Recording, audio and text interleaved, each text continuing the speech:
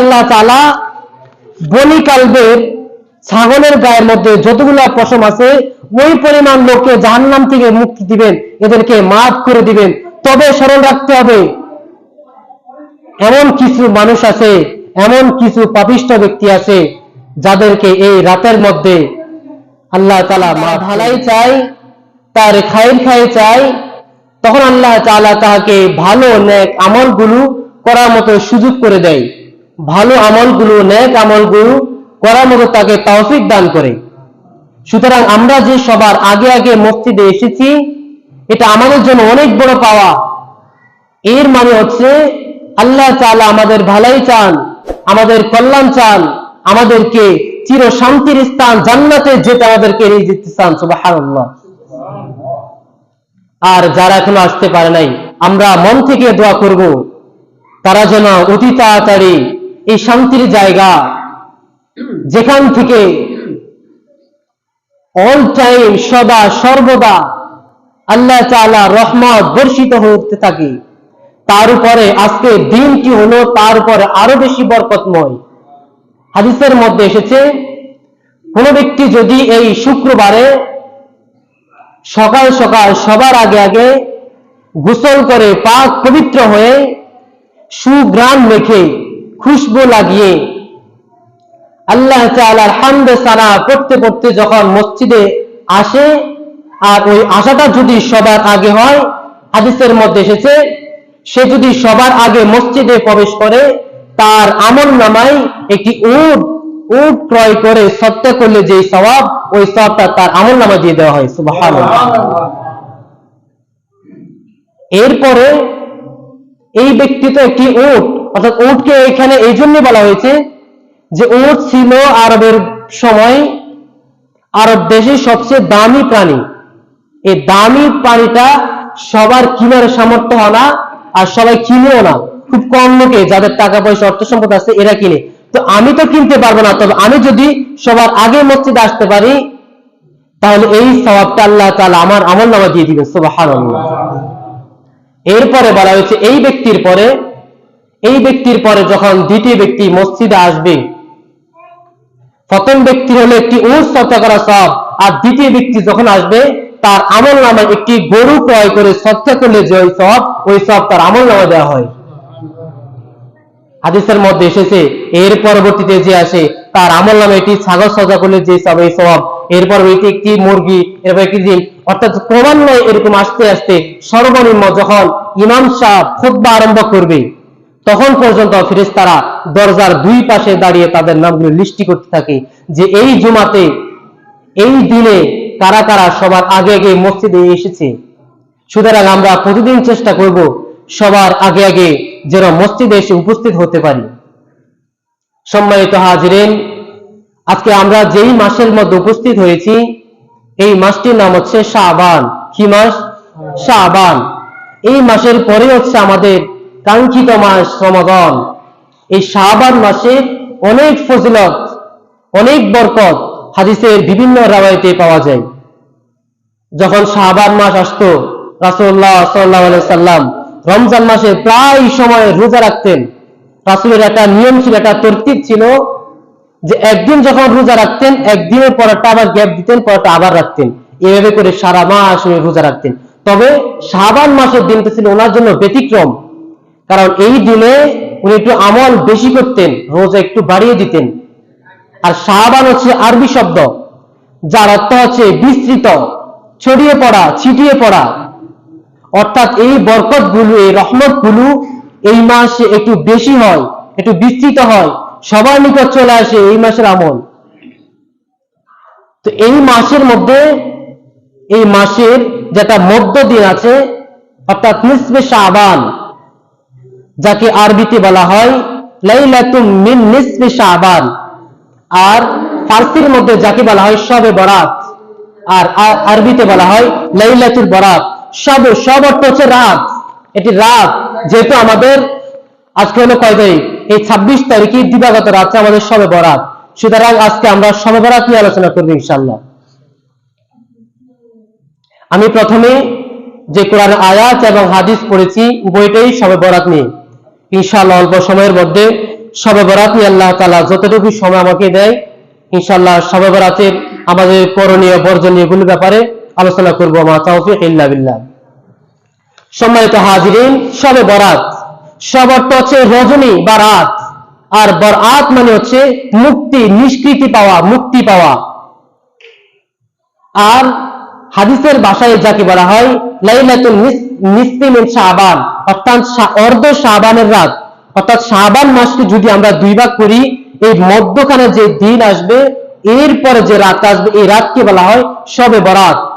অর্থাৎ এই রাতটা হলো বরকতময় রাত, নিষ্কৃতির রাত। এই রাতকে নিষ্কৃতির রাত বলা হয় এই জন্যে, কেননা হাদিসের মধ্যে আছে রাসূলুল্লাহ সাল্লাল্লাহু আলাইহি ওয়াসাল্লামের নিকট একবার জিবরাইল আলাইহিস সালাম আসলেন। আসার পরে বললেন, ইয়া রাসূলুল্লাহ, আজকের দিনটি সম্পর্কে কি আপনি জানেন? জিবরাইল বললেন, আজকের এই রাতে আল্লাহ তাআলা বনি কালব পুত্রের ছাগলের গায়ের মধ্যে যতগুলো পশম আছে, ওই পরিমাণ লোককে আল্লাহ তাআলা আজকে জাহান্নাম থেকে মুক্তি দিয়ে দিবেন। সুবহানাল্লাহ। এই শবে বরাত রাতে যদি কোন বান্দা আল্লাহ তাআলা দরবারে নিজের অতীতে কত গুনাহ করে ফেলেছে, কত অন্যায় করে ফেলেছে, আল্লাহ তাআলা বিধানকে অমান্য করেছে, রাসূলের তরিকাকে বর্জন করেছে, আজকের এই শবে বরাতের রাত্রে যদি কোন বান্দা দুইটা চোখের অশ্রুকে ছেড়ে দিয়ে সেই মালিকের দরবারে রোনাজারি করে, কান্নাকাটি করে, অতীতের গুনাহের জন্য অনুতপ্ত হয়, তখন আল্লাহ তাআলা তার অনুগ্রহে গফফার নামের উসিলায় অতীতের সমস্ত গুনাহ মাফ করে দেন। সুবহানাল্লাহ। এই জন্য এই রাতকে বলা হয় মুক্তির রাত। এই রাতের মধ্যে আল্লাহ তাআলা ইরশাদ করেন, ইবনে মাজাহ শরীফের আমি একটি হাদিস পড়েছি, ইজা কানাত লাইলাতুন নিসফি মিন শাবান। হাদিসের মধ্যে এসেছে, যখন শাবান মাসে অর্ধ শাবান আসে, অর্থাৎ শবে বরাত, শবে বরাতটা যখন আসে, ফাসুমু লাইলাহা ফাকুমু লাইলাহা, তখন হাদিসের মধ্যে রাসূল ইরশাদ করেন, তখন তোমরা এই রাতের মধ্যে ইবাদত বন্দেগীর মধ্যে লিপ্ত হয়ে যাও। ওয়াসুমু লাইলাহা ওয়াসুমু ইয়াওমাহা, আর পরের দিন তোমরা রোজা রাখো। ইন্নাল্লাহা ইয়ানজিলু বিগুরুবিশ শামসি ইলা সামাঈদ দুনিয়া, কেননা এই রাতের মধ্যে, এই রাতটি হচ্ছে এমন রাত, যেই রাতের মধ্যে আল্লাহ তাআলা স্বয়ং নিজে দুনিয়ার আকাশের মধ্যে চলে আসেন আর মানুষকে ডাকতে থাকেন, আলা মান মুস্তারজিকিন ফারজুকাহু, ও দুনিয়ার মানুষেরা শোনো, এই দুনিয়ার মানুষেরা শোনো, আজকের রাতটা হলো এমন রাত, এমন বরকতময় রাত, তুমি কি অভাব অনটনে ভোগো? তোমার কি রিজিকের অভাব? তুমি কি রিজিক পাচ্ছ না? তোমার ঘরে কি খাবারের সংকট? তোমার ছেলে মেয়েদেরকে নিয়ে, সন্তানদেরকে নিয়ে তুমি কি সুখে শান্তিতে বসবাস করতে পারো না? আমার কাছে চাও। আজকে রাত এমন রাত, যাদের রিজিক নাই আমার কাছে চাইবে, তাদেরকে আমি অঢেল রিজিক দিয়ে দিব। যাদের সম্পদ নাই আমার কাছে চাও, আমি তোমাদেরকে আজকে এই রাতে সব দিয়ে দিব।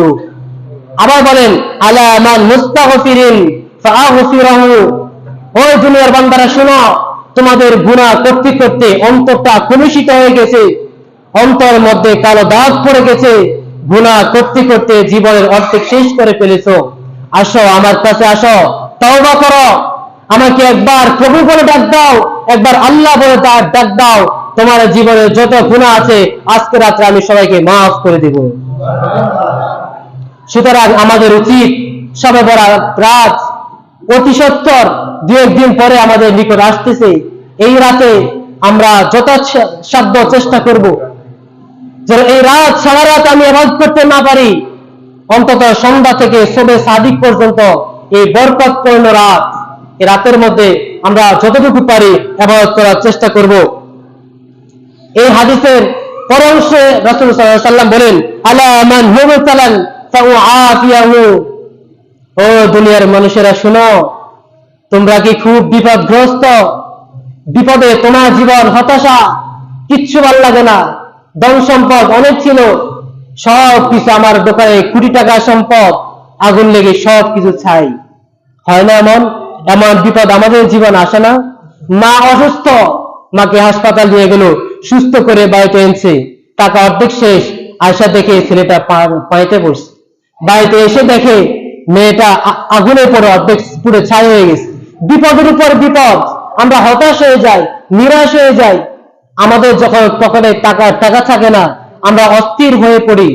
যখন একটা বিপদ আমাদের নিকট আসতে থাকে, আমরা হতাশ হয়ে পড়ি, নিরাশ হয়ে পড়ি। আল্লাহ তাআলা বলেন, নিরাশ হও না, আজকের এই রাত তোমার বিপদ কি আমাকে বলো, আমি পৃথিবীর স্রষ্টা, আমি এই পৃথিবীকে সৃষ্টি করেছি, তোমার এমন কি বিপদ যেটা আমি সমাধান করতে পারবো না? ওহে বান্দা শুনো, তুমি যদি আমার কাছে একবার রব বলে আমাকে ডাকো, আর তোমার সব বিপদের কথাগুলো যদি আমাকে বলো, আমি তোমার সব বিপদ নিমিষে 1 সেকেন্ডে আমি গায়েব করে দিব। সুবহানাল্লাহ। সুতরাং আমরা যখনই বিপদে পড়ব, যেই বিপদই আমাদের সামনে আসবে, আমরা হতাশ হব না, আমরা নিরাশ হব না, ভরসা রাখতে হবে একজন উপর। তিনি কে? এই আল্লাহ তাআলা সম্পর্কে আরেকটি কথা আছে, আমরা যখন বিপদে পড়ি, কথার প্রসঙ্গে কথা, আমরা বিপদে পড়লে প্রথমে দৌড়াই যার অর্থ সম্পদ আছে তার কাছে, জমিকের কাছে অত টাকা আছে, গেলে হয়তো সে কিছু আমাকে সাহায্য করবে। যার একটু ক্ষমতা আছে তার কাছে গেলে মনে হয় আমার বিপদটা একটু কমবে। না, এটা আমাদের ভুল ধারণা। আমার আল্লাহ, যিনি আমাকে সৃষ্টি করেছেন, আপনাকে সৃষ্টি করেছেন, আপনি যার কাছে দৌড়াচ্ছেন, আপনার নেতা, আপনার বড় ভাই, আপনার লিডার, তাকেও কিন্তু আল্লাহ সৃষ্টি করেছেন। সুতরাং যে আপনাকে সৃষ্টি করেছে, যে তাকে সৃষ্টি করেছে, আপনি তার কাছে যান না, দুনিয়ায় সামান্য মাখলুকের কাছে দৌড়ান। আল্লাহ তাআলা বলেন, বান্দা যখন আমার কাছে চায়, আমি বান্দাকে দুনিয়ার মধ্যে যদি এই দোয়াটা তার জন্য কবুল নাও করি, তবে আখেরাতে তার জন্য একটা অংশ রেখে দেই। আমরা অনেক সময় হতাশ হয়ে পড়ি, কিরে সারা জীবন এত দোয়া করলাম, এতবার আল্লাহর কাছে চাইলাম, কিন্তু আল্লাহ আমার কোনো দোয়াই কবুল করে নাই। আমি দোয়া করলাম, আল্লাহ আমাকে একটা ছেলে সন্তান দাও, কিন্তু আমার হলো মেয়ে সন্তান। আমি আল্লাহকে বললাম, আল্লাহ আমার গরুটা অবস্থা তুমি সুস্থ করে দাও, কিন্তু আমি 2 দিন পর আমার গরুটা মারা গেল। কি রে, আমার কোনো দোয়াই তো আল্লাহ তাআলার কাছে কবুল হচ্ছে না। আমি পেরেশান হয়ে পড়ি, হতাশ হয়ে পড়ি, নিরাশ হয়ে যাই। কিন্তু আল্লাহ বলেন, বান্দা শুনে রাখো, তুমি যে দোয়াটা করেছো, তোমার এই দোয়াটা বিফল যাবে না। যখন তোমার উপর কোনো মুসিবত আসবে, তুমি দোয়া করেছো যেন তোমার গরুটা মারা না যায়, আমি এই দোয়াটাকে, তোমার এই দোয়াটাকে আমার দরবারে একটা সিল সহ লিপিবদ্ধ করে রেখেছি। যখন তোমার উপর অন্যটা বিপদ আসবে, যখন তুমি গাড়িকে ফুল স্পিড দিয়ে চালাও, তুমি তো জানো না তোমার সামনে কি অপেক্ষা করেছে, তোমার সামনে একটা বিপদ। হে বান্দা শুনে রাখো, তখন আমি তোমার এই দোয়াটাকে, এই দোয়াটার মাধ্যমে তোমার ওই বিপদকে তোমার থেকে দূর করে দিই। সুবহানাল্লাহ। সুতরাং আমরা হতাশ হব না, আমরা নিরাশ হব না, আমরা দোয়া করতেই থাকবো। হয়তো আমরা মনে করি দুনিয়ার মধ্যে আমার দোয়া কোনো দোয়াই কবুল হয় না, আমার বিপদ আপদে আমাকে ছেড়ে যায় না, তাহলে আমি এটা মনে রাখতে হবে যে পরকালে অবশ্যই আল্লাহ তাআলা আমার জন্য এই যে প্রতিদান, এই প্রতিদান আমার জন্য পরকালে রেখে দিয়েছেন। কবি বলেন, हर घड़ी देने के वो तैयार है, जो न मांगे उससे वो बेजार है। দুনিয়ার মানুষের কাছে যখন আমরা চাই, একবার চাইলাম, 2 বার চাইলাম, 3 বারের সময় সে বিরক্ত হয়ে যায়, সে নারাজ হয়ে যায়, তার চেহারাটা কালো বর্ণের হয়ে যায়। কিন্তু আমার আল্লাহ বলেন, তুমি যখন আমার কাছে একবার চাও, আমার মনটা খুশি হয়ে যায়, আবার যখন চাও, আবার আমার মনটা খুশি হয়ে যায়। তুমি যত চাইবা তত শুধু আমি খুশি হতে থাকবো, তোমার উপর আমি রাজি হতে থাকবো, তোমার উপর আমি, তোমার যত ভালোই দরকার তখন আমি তোমাকে দিয়ে দিব। সুবহানাল্লাহ। এই কথাই কবি বলেন, हर घड़ी देने के तू तैयार है, जो न मांगे उससे तू बेजार है। যারা আপনার কাছে চায় না, আপনার কাছে যারা দোয়া করে না, আপনার কাছে যারা তার বিপদের কথা বলে না, তার গুনাহের কথা বলে আপনার কাছে অনুতপ্ত হয় না, তাদের উপর আপনি নারাজ হন, আপনি তো খুশি হন তাদের উপর যারা আপনার উপর দোয়া করে, আপনার উপর ক্ষমা চায়। সুতরাং আমাদের উচিত একমাত্র আল্লাহ তাআলার উপরে ভরসা করা। এই শবে বরাত রাতটা হলো এমন রাত যেই রাতের মধ্যে আমাদের ভাগ্যলিপি ভাগ্য নির্ধারণ করা হয়। আমাদের রাষ্ট্র, পৃথিবীর মধ্যে যতগুলো রাষ্ট্র আছে, দেশ আছে, এদের একটি নিয়ম হচ্ছে, একটি নীতি হচ্ছে, যখন একটা সাল শুরু হয়, 2024 শুরু হয়, 25 শুরু হয়, 23 শুরু হয়, তখন এরা প্রত্যেকটা খাতের মধ্যে একটা বাজেট নির্ধারণ করে যে আমাদের সামরিক খাতে অত মিলিয়ন ডলার আমাদের বাজেট, আমাদের প্রতিরক্ষা খাতে এত মিলিয়ন বাজেট, আমাদের শিল্প খাতে এত মিলিয়ন, রেলওয়ে খাতে এত মিলিয়ন, তারপরে দেশের উন্নয়ন খাতে এত মিলিয়ন খরচ হবে। ঠিক তেমনি আল্লাহ তাআলা আমাদের জীবনের মধ্যে এমন একটি বাজেট আমাদেরকে দিয়ে দেন এই রাতের মধ্যে। রাসূলুল্লাহ সাল্লাল্লাহু আলাইহি সাল্লাম এক রাতের মধ্যে ইবাদতে মশগুল। হযরত আয়েশা সিদ্দিকা রাদিয়াল্লাহু তাআলা আনহা বললেন, ইয়া রাসূলুল্লাহ, আল্লাহ তাআলা তো আপনার জীবনের অতীতের, ভবিষ্যতের, বর্তমানের যত গুনাহ আছে সব গুনাহ মাফ করে দিয়েছেন। দুনিয়াতে থাকতেই আল্লাহ তাআলা আপনাকে জান্নাতে নিয়ে গেছেন, এরপরও আপনার কেন ভয়, আপনার কেন এত হতাশ, এত ইবাদত আপনি কেন করেন? তখন রাসূল বলেন, হে আয়েশা শুনো, আজকের রাতটা হলো এমন রাত যেই রাতের মধ্যে মানুষের রিজিক লেখা হয়, মানুষের তকদির লেখা হয়। গত 1 বছরে মানুষের যত আমল করেছে, যত নেক আমল করেছে, বদ আমল করেছে, যত গুনাহ করেছে, সব কিছু একটা পুটলি বান্ধা, একটা ঘাটতি করে আল্লাহ তাআলার দরবারে নিয়ে যাওয়া হয়।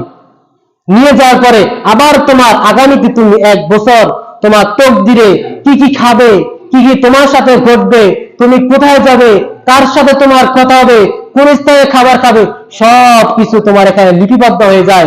সুতরাং আমি রাসূল চাই যেই রাতে আমার তকদিরে অতীতের গুনার হিসাব নেওয়া হবে এবং ভবিষ্যতের জন্য আমাকে বাজেট দেওয়া হবে, আমি চাই এই রাতটা যেন, এই সময়টা যেন আমার আল্লাহ তাআলার এই ইবাদতের মধ্যে কাটে।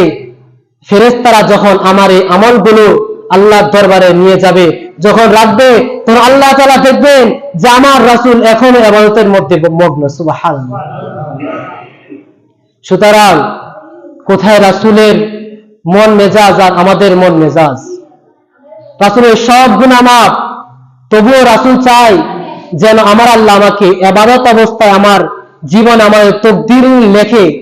সুতরাং আমরাও চেষ্টা করব এই রাতটা যেন আমাদের এমন ভাবে কাটে, এমন ইবাদতের মধ্যে কাটে, যেন আমাদের আমলগুলো যখন আল্লাহর দরবারে রাখবে, তখন এমন অবস্থায় রাখবে যে অবস্থায় আমি নফল নামাজের দণ্ডায়মান, যে অবস্থায় আমি আল্লাহ তাআলার তাসবিহ পড়তেছি, যে অবস্থায় আমি আল্লাহ তাআলার নামাজ আদায় করতেছি, রুকু আদায় করতেছি, সিজদা আদায় করতেছি, আল্লাহ তাআলার দরবারে রোনা জারি করতেছি। সুতরাং এই সময়টা যেন আমার এরকম কাটে, এই জন্য আমাদেরকে এই রাতের মধ্যে যত পারি, যথাসাধ্য আমরা চেষ্টা করব এই রাতের মধ্যে জেগে থেকে ইবাদত করার জন্য। আল্লাহ তাআলা আমাদেরকে এই রাতের মধ্যে ইবাদত করার তৌফিক দান করুন। এই রাতের আরেকটি ফজিলত হচ্ছে সালাতুত তাসবিহ। হযরত আব্বাস রাদিয়াল্লাহু তাআলা আনহুকে একবার রাসূলুল্লাহ সাল্লাল্লাহু আলাইহি সাল্লাম বললেন, হে চাচা শুনেন, আমি আপনাকে এমন একটি নামাজের কথা বলতেছি যে নামাজটা আপনি জীবনে একবার হলেও করবেন। বলে ঠিক আছে, যদি 1 বছরে জীবনে একবারও না পারি? না, রাসূলুল্লাহ সাল্লাল্লাহু আলাইহি ওয়াসাল্লাম আব্বাস রাদিয়াল্লাহু তাআলাকে বললেন, আপনি প্রতিদিন এই নামাজটা একবার করে পড়বেন। হযরত আব্বাস রাদিয়াল্লাহু তাআলা বললেন, যদি আমি প্রতিদিন পড়তে না পারি? তখন রাসূলুল্লাহ সাল্লাল্লাহু আলাইহি ওয়াসাল্লাম বললেন, যদি প্রতিদিন না পারেন তাহলে প্রতি মাসে একবার হলে পড়বেন। তারপরে বললেন, আমি যদি 1 মাসেও না পারি? তাহলে 1 বছরে একবারও হলেও এই নামাজটা পড়বেন। এরপরে বলল, যদি তাও না পারি? বলল, যদি 1 বছরে একবারও পড়তে না পারেন তাহলে সারা জীবন একবার হলেও এই নামাজটা পড়বেন। বলে সেই নামাজটা কি? সেই নামাজটা হচ্ছে সালাতুত তাসবিহ নামাজ। এই নামাজের নিয়ম হচ্ছে, আমরা সাধারণ নামাজ যেভাবে পড়ি হুবহু এইভাবেই পড়ব, তবে প্রথম রাকাতে যখন আমরা নিয়ত বাঁধবো, সানা পড়বো, সূরা ফাতিহা পড়বো, কেরাত পড়বো, সব পড়া শেষ, তারপর আমরা পড়বো সুবহানাল্লাহ, আলহামদুলিল্লাহ, ওয়ালা ইলাহা ইল্লাল্লাহ, আল্লাহু আকবার। এটা 15 বার পড়বো। 15 বার যখন পড়া শেষ, আমি রুকুতে গেলাম। রুকুতে যাওয়ার পরে রুকুর তাসবিহ পড়বো, সুবহান রাব্বিয়াল আযীম 3 বার পড়ি, 5 বার পড়ি, 7 বার পড়ি। পড়ার পরে আবার এই দোয়াটা আমি 10 বার পড়বো। যখন রুকু থেকে উঠবো, রুকু থেকে উঠার পরে যখন দাঁড়াবো, সামি আল্লাহু লিমান হামিদা রব্বানা লাকাল হামদ হামদান কাসীরান তাইয়িবান মুবারাকান ফি, পড়ার পরে আবার এটা 10 বার পড়বো। এরপরে যখন সিজদাতে যাব, সিজদাতে যাওয়ার পরে সিজদার তাসবিহ সুবহান রাব্বিয়াল আলা 3 বার পড়ি, 5 বার পড়ি, 7 বার পড়ি। এটা পড়ার পরে আবার 10 বার পড়বো। সিজদা থেকে উঠে বসবো, বসে আবার 10 বার পড়বো। আবার সিজদাতে যাব, সিজদার তাসবিহ পড়ে আবার 10 বার পড়বো। আবার সিজদা থেকে উঠে 10 বার, উঠে বসে 10 বার পড়ে তারপর আমি উঠবো। সুতরাং এইভাবে প্রতিটা রাকাতে 75 বার করে আমি 300 বার পড়বো। এই নামাজটার অনেক ফজিলত রয়েছে। আমরা যারা পারি, শবে বরাত রাত আমাদের সামনে সব সময় আসে না, প্রতি মাসে আসে না, বছরে একবার আসে। আমাদেরকে এটা স্মরণ রাখতে হবে। এটা আমাদের তকদীর নির্ধারণ করে। এই শবে বরাত সম্পর্কে বিভিন্ন হাদিসের মধ্যে এর ফজিলত রাসূলুল্লাহ সাল্লাল্লাহু আলাইহি ওয়াসাল্লাম ইরশাদ করেছেন। সুতরাং আমরা যারা পারবো এই শবে বরাত রাত্রে একবার হলেও এই সালাতুত তাসবিহ নামাজটা আদায় করব। সম্মানিত হাজিরিন, এই রাতের মধ্যে আল্লাহ তাআলা বনি কালবের ছাগলের গায়ের মধ্যে যতগুলা পশম আছে ওই পরিমাণ লোককে জাহান্নাম থেকে মুক্তি দিবেন, এদেরকে মাফ করে দিবেন। তবে স্মরণ রাখতে হবে, এমন কিছু মানুষ আছে, এমন কিছু পাপিষ্ঠ ব্যক্তি আছে যাদেরকে এই রাতের মধ্যে আল্লাহ তাআলা মাফ করবেন না। তাদের মধ্যে প্রথম নাম্বার ব্যক্তি হচ্ছে মুশরিক, যে ব্যক্তি শিরিক করে, আল্লাহ তাআলার সাথে কাউকে অংশীদার করে, এমন ব্যক্তিকে আল্লাহ তাআলা এই রাতে ক্ষমা করবেন না। আমরা জানি না, আমি তো মুসলিম, তবে আমার মুখ থেকে যেন এমন কোন কথা বের না হয়, এমন কোন কাজ যেন আমার থেকে বের না হয় যেটা আমার থেকে শিরিক হয়ে যায়। হাদিসের মধ্যে এসেছে, আল্লাহ চাইলে বান্দার সব গুনাহ মাফ করে দিবেন। জীবনে কবিরা গুনাহ করতে করতে জীবনের খাতায় কালো দাগ ফেলে দিয়েছেন, আল্লাহ চাইলে এই গুনাহ মাফ করে দিবেন। তবে যদি আপনি শিরকি গুনাহ করেন, একবার যদি কাউকে আল্লাহর সাথে অংশীদার করেন, যাই কিছু করেন, আল্লাহ তাআলা এই গুনাহ কোশ্চিন কালেও আপনাকে মাফ করবে না। আল্লাহ তাআলার সাথে কাউকে শরীক করা, অর্থাৎ আমাদেরকে এটা বুঝতে হবে, পৃথিবীর মধ্যে যত ক্ষমতা আছে সব ক্ষমতার উৎস হচ্ছে একমাত্র আল্লাহ। এখন আমি যদি বলি একমাত্র ক্ষমতার উৎস আল্লাহ নয়, আমাদের জনগণ একমাত্র ক্ষমতার উৎস, তাহলে কি আমার ঈমান থাকবে? তাহলে কি আমার উপর আল্লাহ তাআলার যে একটা তাকদীর আছে, যে একটা বিশ্বাস আছে, আমার বিশ্বাসটা কি থাকলো? আমি কি শিরকির মধ্যে লিপ্ত আছি? তাহলে আমরা চেষ্টা করব আমাদের মুখ থেকে যেন এমন কোনো কথা বের না হয় যেটা আমাদের জন্য শিরক হয়ে যায়। 2 নাম্বার হচ্ছে যারা মদ পান করে, যারা মদ পান করে এই রাত আল্লাহ তাআলা তাদেরকে মাফ করবেন না। 3 নাম্বার হচ্ছে হিংসুক ব্যক্তি, যারা অন্যকে হিংসা করে। অমুক ব্যক্তির একটা দোকান আছে, পকেটে অনেক টাকা, আমার কেন হলো না, তার এটা কেমনে ক্ষতি করব, এমন একটা অন্তরে যখন জ্বালা সৃষ্টি হয়, এই জ্বালাটাই হলো হিংসা। অমুক ব্যক্তির একটা ভালো অবস্থান আছে, অমুক ব্যক্তির বিরুদ্ধে তার কিভাবে ক্ষতি করা যায়, এই যখন আমার অন্তরে আসবে, বুঝতে হবে আমার অন্তরে হিংসা আছে। সুতরাং এই রাত্রে ক্ষমা আপনার জন্য নয়। তারপরে হচ্ছে যে ব্যক্তি মা বাবার অবাধ্য সন্তান, এটা খুব গুরুত্বপূর্ণ একটি পয়েন্ট। যারা মা বাবার অবাধ্য হয় তাদেরকে কিন্তু এ রাত্রে ক্ষমা করা হবে না। সুতরাং যারা জীবনে একবার হলেও পিতা মাতার অবাধ্য হয়েছেন, পিতা মাতার সাথে রাগান্বিত হয়ে কথা বলেছেন, এ রাত্রে গিয়ে তাদের কাছে মাপ চেয়ে নেবেন, মাকে গিয়ে জড়িয়ে ধরবেন, মা জীবনে অনেক গুনাহ করেছি, আপনার অনেক নাফরমানি করেছি, আপনি আমাকে আজকে রাত্রে আমাকে মাফ করে দিন।